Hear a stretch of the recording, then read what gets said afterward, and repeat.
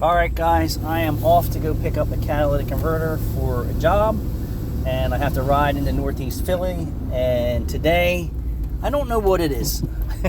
I'm going to talk, because I need to talk. Someone in the comments section asked me about the things that I do to people's cars, even though they're not getting anything fixed. Well, if I do a wheel restoration, and I don't charge them, and I don't say anything to them, someone could probably be upset that I improve the quality of their vehicle. People are strange. If you haven't worked in retail, it's not the most desirable job in the entire world. Dealing with the public, and you hear that all the time, sometimes is very stressful. Not sometimes, it is very stressful. It's very often that you see, and I'm just going to say this, that Eric O is engaging with customers. You know why? He already knows. He probably has a policy like, hey, drop your car off, you talk to my wife, and I talk to your car. There's no reason for me to talk to you. I think she does all the between Eric O and the customer, I would bet. So he can focus on his job, and that's what he does best.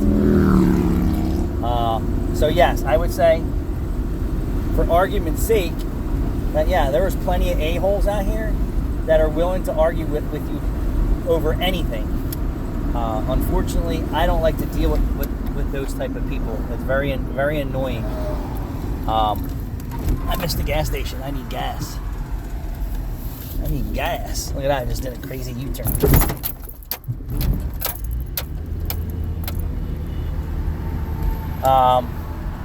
So yes, to answer your question, I haven't had anybody as of yet that has said anything about me improving their car at no cost. But I assure you, if I didn't tell them that I did it, they probably would never even notice. And that's how I honestly feel. Like, I'm not going to say anything about that guy that I paint corrected his fender, but I didn't go any further. That I did that for him, let alone we're still waiting for him to reply, does he want his car fixed or not. You get some gas. You get some regular up in this 1997 F-150. Can you fill it regular, please?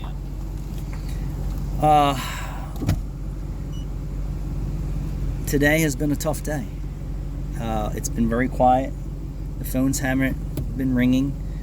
And we had one guy ruffle my feathers today, and I don't understand. Like, if you're bringing a car to a professional environment and a shop, and they all, I guess maybe he deals with a lot of unprofessional people. I don't really know. So you bring an F450 for a tailpipe problem. You don't even look at it. And then you tell me what is wrong. And I'm like, okay, that's great. You're here for a tailpipe. You're just missing a little piece. I understand.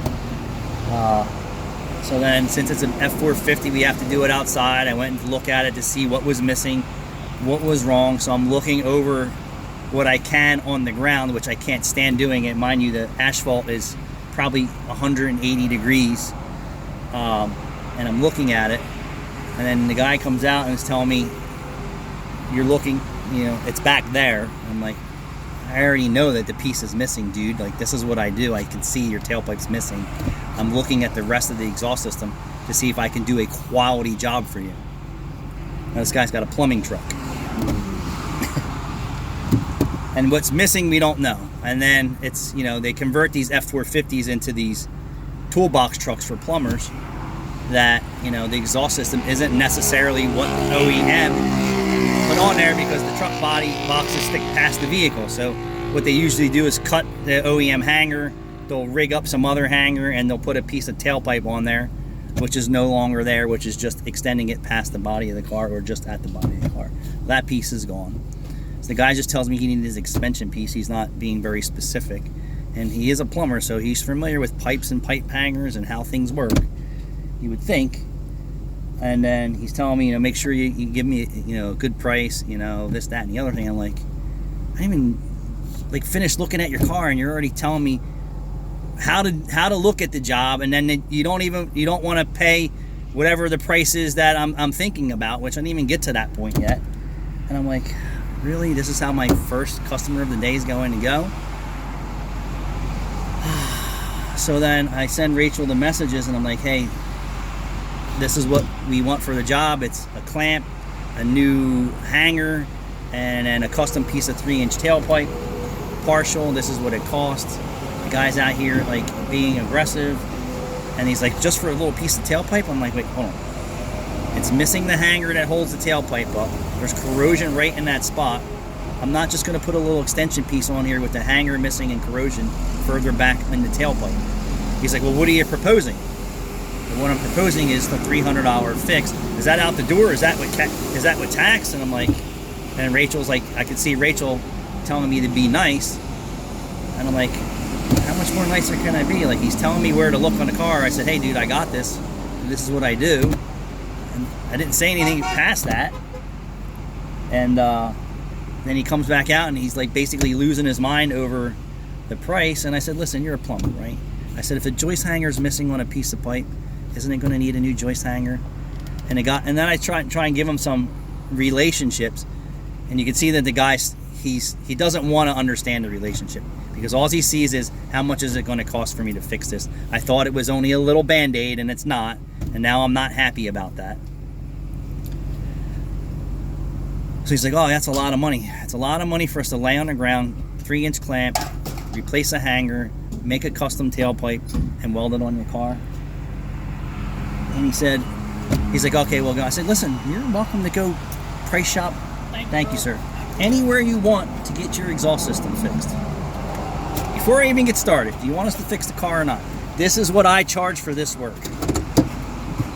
Yes, I want you to fix the car. Now I've had multiple red flags since he came through the door. He was engaging with Rachel, engaging with me as I'm looking at it, engaging with me after I look at it. And I'm like, this is just so many red flags I needed to say. I don't care how dead we are today, but I don't want to do work for this guy. And that's a fact, people. So then Caleb, we're getting the truck situated. We're pulling out the carpet, pulling out the saw, or pulling out the welder. We're getting ready to go to work. And I'm telling Caleb what the game plan is, what we agreed to. The phone rings. Rachel comes out screaming, stop what you're doing. I'm like, what's going on? And Caleb's like, dude, am I fixing this car or not? Like, I'm out here laying on the hot ground on a carpet, and I don't even want to be doing this out in this way, and neither do I. But we're trying to accommodate this customer, and he's just doing it to us. And I'm like, hold on, let's just give it a second here. Are you putting original tailpipe on? Are you using stainless steel? Are you using galvanized? Is it going to have a 4-inch to 3-inch diffuser on the end? I'm like, you didn't ask for an OEM tailpipe. You asked for a piece of pipe, and it's more than a piece of pipe. And I said, Rachel, he didn't ask for an OEM tailpipe. He's not at the dealership. And I said, and what we're charging him for what we're doing is far less than what an OEM tailpipe costs at the dealership. So I just exhaled, and Rachel's like, do you want us to do the job or not? We can put a 4-inch diffuser on it. He's like, well, do you have the tools to make it from a 3-inch to 4-inch? Yes, dude, we're an exhaust shop. We stock 3-inch, we stock 4-inch, and we can stock 5-inch if you want to put 5-inch on it. Yeah, go ahead, do the job. Caleb goes back out there. We start making the tailpipe. The 3 of us are working on it. Tailpipe's bent. We're getting ready to fit it, getting ready to weld it. He calls back again. I'm like, I knew I should have just said, get this car out of here. Unbelievable. I can get it done down the street for $150. Yep, I'm sure you can. You've been in the business long enough to know that there's always a cheaper guy. They haven't even looked at your car. They have no ideas what you want. And neither did I. You said you just want a tailpipe. Well, okay, that's what we gave you, sir, a tailpipe. That's what we proposed, and then you turned it into, you want it to be OEM, you want a 4-inch to this, to that. Go right down the street, sir, and go get your car fixed wherever you want. You can buy gas for $3.20 a gallon at Wawa, or you can buy it for $2.80 a gallon right now at any other gas station in the world in South Jersey. That's what I want to do. That's what I want to charge for that pipe. That's what Wawa wants to charge for a gallon of gas. For regular, is $3.20 a gallon. And and you can get it for 30 to 40 cents less anywhere else. I'm going to show you right now. Gas is $2.86 for regular cash, and if you go to Wawa, it's $3.20. And I just don't get it. When the guy, and I'm not going to say when the guy, when people start, and I've been doing this for so long, saying, oh, if you do this job for me cheap, I promise you all this work and all these cars. You know how much crap that I hear from people all the time? Even people that I do work for say the same crap to me. Yeah, if you help me out here and you help me out there, and I'll send you a bunch of cars. And then crickets. And then I'll get a couple cars, and then they bitch and cry about the price, or, you know, they don't want to fix the car. It's your car. You asked me to figure out what's wrong with it. Unfortunately, that's what it costs to fix your car. Fix it yourself. Don't fix the car. But you asked me how much it is to fix your car. Crazy. Unbelievable. He's in the plumbing business. This guy deals with pipes. He should know. But because he didn't want to spend more than $50, didn't tell us what he really wanted. What he really wanted was a cheap fix. We're not your cheap fix guy. But there's plenty of cheap fix guys out there. Plenty. I'd be shocked that they're going to do a 3-inch custom bend tailpipe, and it's probably 3 to 4 foot long, with a 4-inch diffuser on there, supply a hanger and a clamp for $150. And I'm going to tell you, a stick of 3-inch tubing cost me $40, my cost, a stick. And it has went up because I haven't checked it recently, but the last I checked it was $40 for a 3-inch stick of tubing. And it probably is higher right now.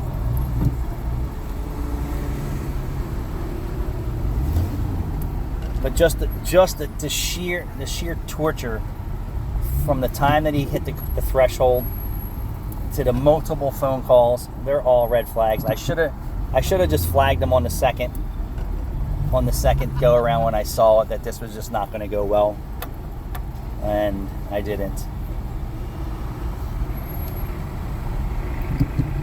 And he said, "Oh, I don't appreciate you trying to rip me off." No, dude, that's what I charge to do that. No different than if I got an estimate from you and called another plumber out to estimate the job. His estimate is not going to be the same as yours. He's not going to use the same materials. He's not using the same guys.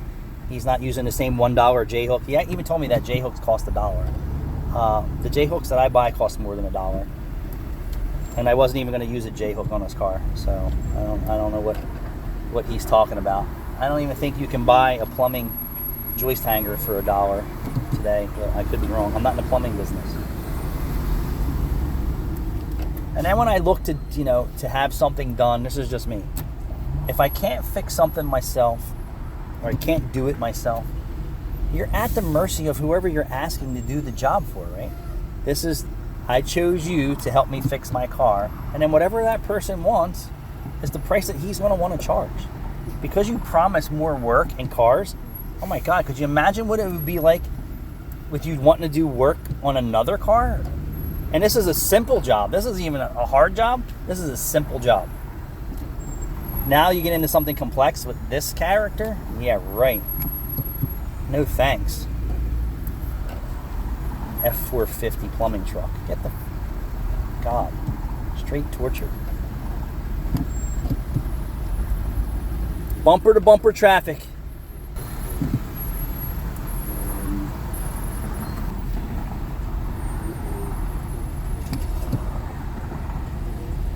How's everyone else's day? It's hot. And then Caleb was getting pissed. He's like, how many times are you going to start me and stop me on this job? Your employees shouldn't have to go through that shit. All red flags. Hi, I'm here to get my car fixed. How much is it? How much does it cost? This is how much it is. This is whatever else is wrong. What would you like us to do, Mr. or Mrs. Customer? Yep, fix it all. Don't fix it. Fix some of it. We'll have it done today. We'll have it done tomorrow. Like, it shouldn't be that difficult. And then promise me another job? No thanks. Take that shit someplace else. I could do without dealing with you. Go ahead, old timer.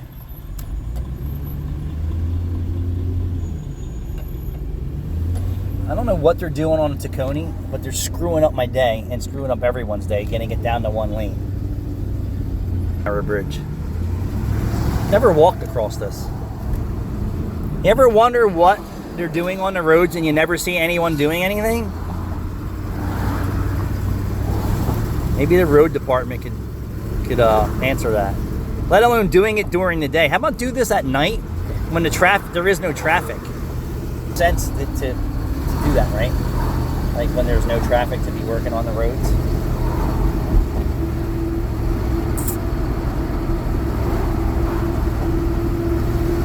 Might be some endangered cricket that's hopping from New Jersey to Philadelphia that's endangered. They want to make sure that he has a safe path.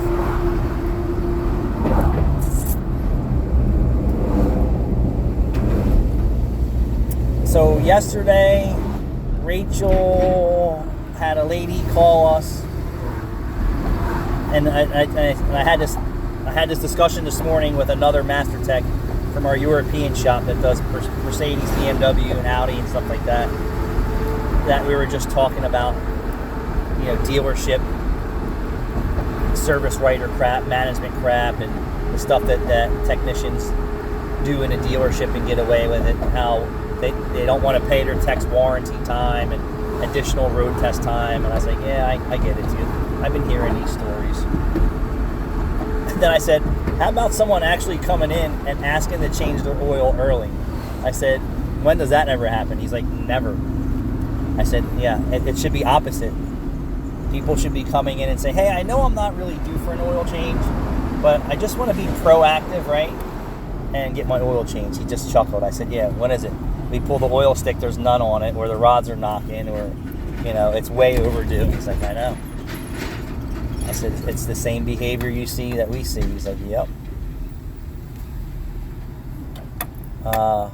So anyway, Rachel, lady came in the other day, and she had a Malibu. I forget what year it was. And she said that the dealership said she needs a trans flush. And I'm like, okay, well, but why didn't the dealership do it? So Rachel said she's coming in. I said, okay, Rachel. I said,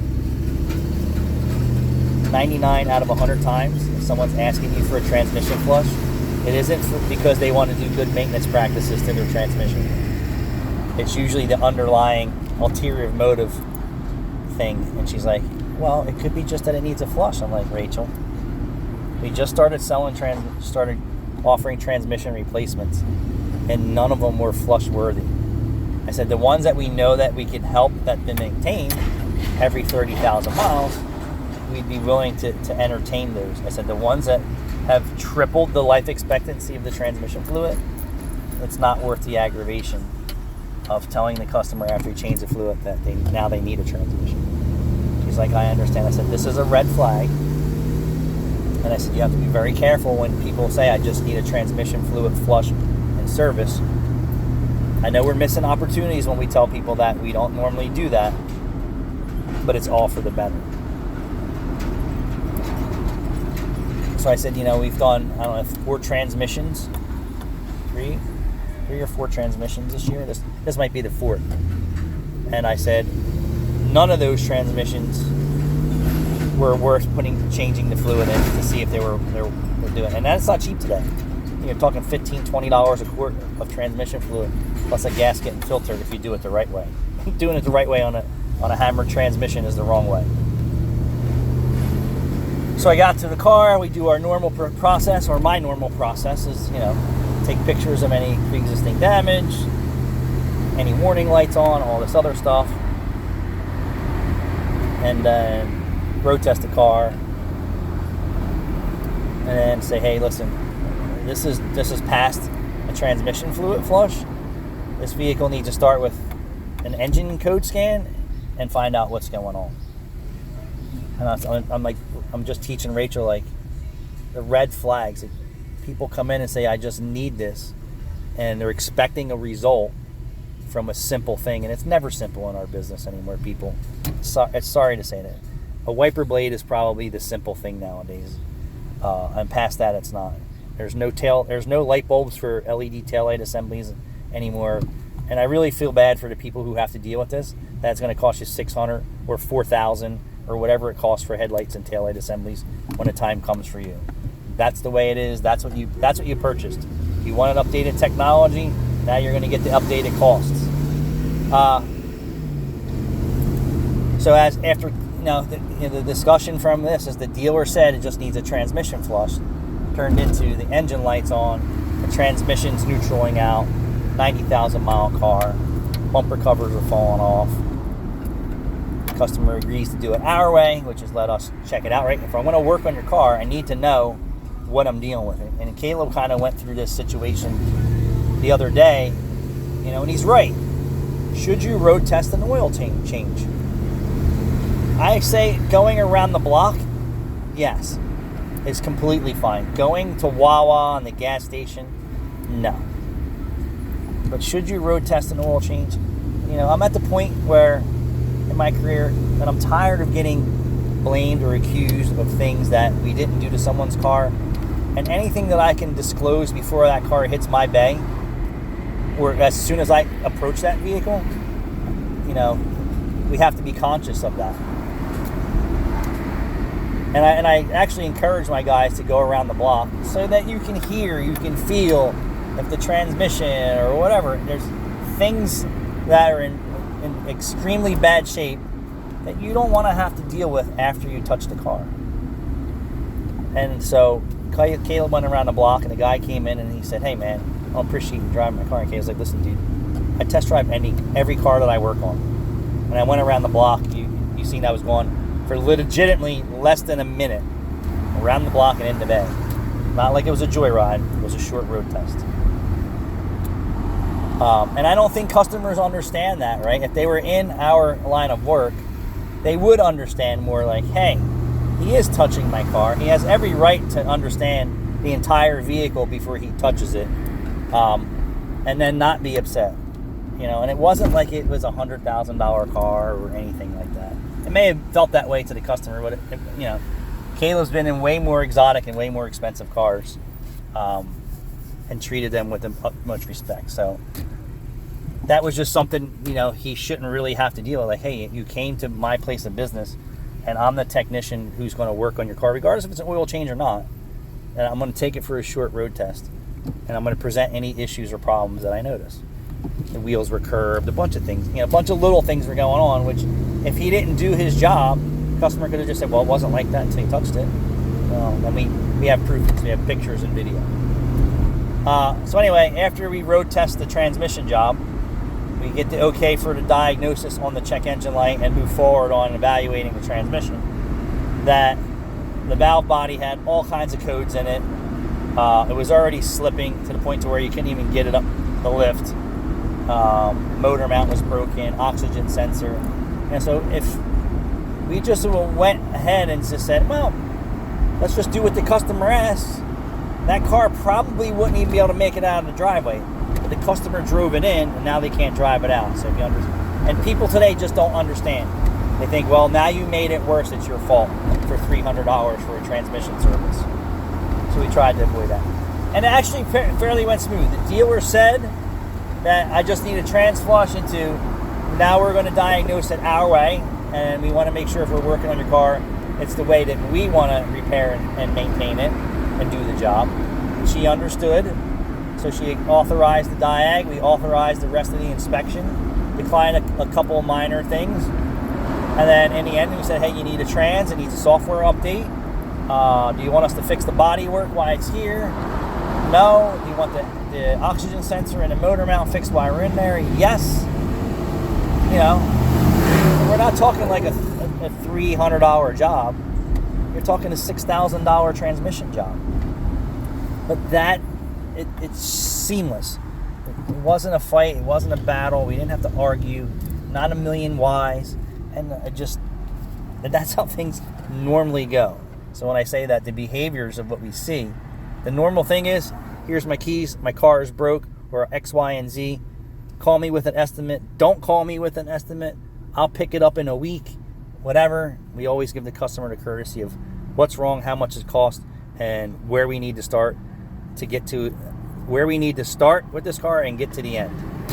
There has to be a beginning and there has to be an end. And sometimes when you have multiple issues, it could be multiple different things that need to be replaced before we get to the end result.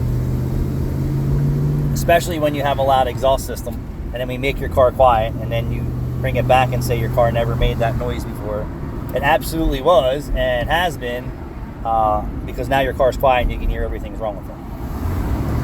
And that's how bad it is. That's how bad the other systems are in need of repair, because your exhaust system has been masking those sounds for a long time. I don't know why Rachel's calling me. So we'll see what the rest of the day brings. But yeah, if you ever watch Eric O, he's not dealing with the customers in his shops, in his bays. It's most of the time that you see Eric O is his wife's handling the phones and the counters, and he's fixing his cars because he just probably doesn't. It's like Rachel and I don't necessarily want to be up there because that's not where my skills and abilities are the best. Although my eyes are peeled and my ears are open. Eyes are peeled and my ears are open, and my head is on a swivel. Like Exorcist. Caleb actually said I am crazy. But yeah, if somebody says, hey dude, I can trim your trees in your house, at your house for $2,000, right? And they don't look at it and they show up like, oh yeah, I can't do this tree. Yeah, it's gonna be like $4,000 to do that tree. Around, you're gonna find someone to take that tree down for $500 with no insurance. He might crush your car and destroy your house, let alone kill himself and hurt you. So, when you choose somebody, this is the price that they want to do the job for. That's their price. There's a mobile mechanic I follow on TikTok. I forget his name, and he puts the content up too that says the same thing. He's like, listen, dude, I'm running a business. Gas, tolls, insurance, tools, technology, updates. I'm not coming to your house for a brake job for $125. I'm not doing it. You can go get a brake pad slap anywhere you want. I'm sure there's plenty of guys out there who do it for $125. Actually, probably even less. But do you want your caliper falling off? Do you want your brake pedal going to the floor? Do you want pulsations, squeaks, and squeals? That's what you're paying for. You're paying for aggravation. I just watched another mobile tech go out behind another mobile tech, and he actually just posted, is he being tortured by the townships and municipalities? No, dude, there's actual ordinances for mobile paint, body, and auto repair. You're not allowed to spill hazardous chemicals in the environment. You're not allowed to spray hazardous chemicals in the environment. You're not allowed to change your oil in your driveway. You're not allowed to work on your car. You can't even park your car on your grass in Cinnaminson. In Pensacola. You think they're going to let me do a body job or an engine swap in my driveway? Hell no. So he thought he was being picked on. No, dude. There's ordinances and laws and things that stop you from doing that. You are getting away with it. They're not singling you out. The neighbors don't want to see you working in the street on a floor jack and a jack stand and watch your head get squashed like a grape on a hot day. Not safe working not safe working in the street, not safe working in the driveway. Although it can be done. He felt that he was being harassed. No, dude, you're not being harassed. I had Pensacola Township come to my house and ask me if I was selling cars out of my home, because at that time I think I had 6 or 7 vehicles. So I have 3, 4, 5, 6. I can get 6 cars in my driveway, and I can get 2 out on the street. And someone called and complained and said, am I selling cars? I'm like, well, no, these are all my personal vehicles. And they're all registered. And it came out and they checked, and someone complained, and nothing they can do about it. Because they thought I was selling cars out of my driveway. And then there was another time they actually asked me if I was fixing cars out of my driveway. I think one time I was out there changing the spark plugs on my Monte Carlo one day, which takes 30 minutes with a small block Chevy engine. That was pretty easy. Now it's a nightmare that it's turbocharged. But then they did stop and say, "Are you fixing cars out here?" I'm like, "Who saw me fixing a car?" I said, "I put spark plugs in my car the other day out here, but it's my own personal car." But what happened with this guy is, I don't know why. I get it.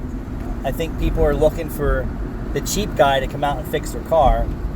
Is that there was a Dodge Journey that the guy came out for a mobile mechanic, and when he got to the job, he said he couldn't do the job.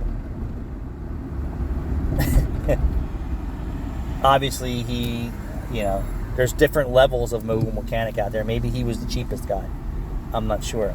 But the customer said they needed a crank sensor, and they had their own crank sensor, and it wasn't from a preferred parts store. This guy actually did not use that crank sensor. He used every option that he could with his skills. What he did was match up the crank sensor from the one parts place to the one that he took out, and he said this is not even the right size. It was too long or too short. And what did he do? He didn't go back to that same name place. He went to O'Reilly's and got the crank sensor. But the other guy said that he couldn't do the job once he showed up. Probably because he thought the crank sensor was in the front of the motor and it was buried in the back of the motor. So the guy was already in over his head. This other guy was actually pretty good. He did a pre-scan. He saw that there was no waveform for the crank sensor. He said, "Hey, we're just going to go with the crank sensor and see if that resolves it." And good kudos for him. No different than I did, but he looked at it in a graph. He did the code, and then when he was done, he checked and made sure that he had cam and crank sync and a signal. So he actually did a good job, and I'm sure that he's not the cheap guy. I mean, the scanner he had was $4,000 at minimum, and then he probably pulled out, I don't know, $5,000 worth of tools. I forget what they were. It wasn't Mako or Snap-on or something like that. I think it was Milwaukee or something like that. Doesn't matter. Neat and organized, like suitcase style tools. But you could tell the guy had some knowledge and experience, and you're paying for that. And he got the job right. The first guy was not the guy for the job for $25. That's probably what he quoted him, or $50. And the other guy came out and he executed it. And I guarantee you that there's no way he replaced a crank sensor on a Dodge Journey for $75. It ain't worth his time to drive his truck out to anywhere and lay on the ground and do that job. But I'm sure if they would have kept shopping around for mobile mechanics, they would have found another mechanic that possibly could have got it right. He probably watched a YouTube video and said, "Oh, I got to remove the airbox, remove the powertrain control module." After that, he knew he was in over his head. That's why the other guy just backed out. And the other guy had skill and ability and experience and knowledge, and he did it. And I watched him do the job. Actually, I do them from the bottom on the Dodge Journeys. You don't have to do it his way, but for the street mechanic type job, he did the right thing. For me, we do it on the lift. I do it from the back of the motor. Easy peasy. I don't have to take all that stuff apart.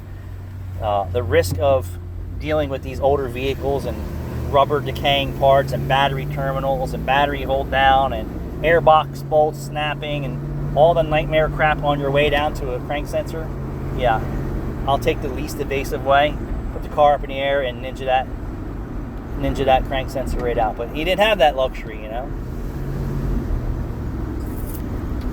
Plenty of cheap guys out there. Plenty.